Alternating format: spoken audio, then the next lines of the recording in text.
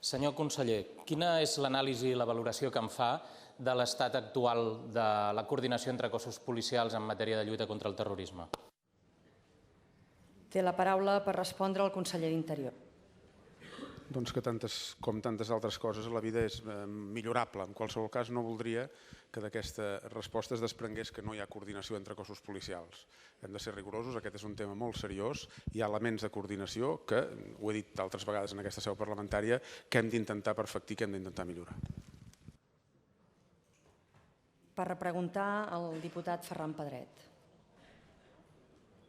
És obligat, per tant, conseller, a la vista de la seva resposta, preguntar-li quina, en la seva opinió, hauria de ser la línia a seguir per millorar aquesta coordinació policial.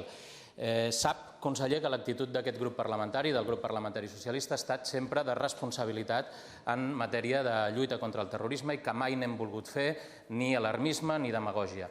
Però a la vista de tots està que en els darrers temps hi ha hagut alguns episodis francament lamentables que són d'enorme gravetat. Sigui si és veritat el que el cos de Mossos d'Esquadra ha denunciat i en tot cas no ha pogut acreditar vist l'arxiu, sigui si no és veritat. En tots dos casos el que s'ha posat sobre la taula manifestament és un problema d'enorme gravetat i em sembla que tant en el cas que aquesta delació que s'ha denunciat fos certa, ens trobaríem davant d'una situació gravíssima que exigiria responsabilitats polítiques que caldria assumir, evidentment, per part del Ministeri, i si aquesta delació no fos certa, també es tracta d'una acusació gravíssima que posa en tela de judici una matèria tan sensible com és aquesta. Miri, de tots els elements en què és important que dos governs democràtics es coordinin en una organització estatal multinivell com és la nostra, aquesta de la lluita contra el terrorisme és una que hauria de quedar fora de qualsevol confrontació partidista o de qualsevol confrontació política. Aquí ens devem molt més al demos que a l'etnos, senyor conseller.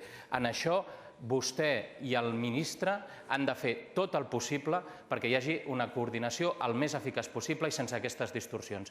Nosaltres els vam dir en una i en una altra ocasió, reiteradament durant tot aquest mandat, que havien de reunir la Junta de Seguretat de Catalunya. I ha estat finalment arrel d'aquest incident que s'han decidit a fer-ho. No hagués estat molt millor poder tractar aquests assumptes i molts d'altres en la Junta de Seguretat de Catalunya que haver-nos de trobar en aquesta lamentable situació, senyor conseller?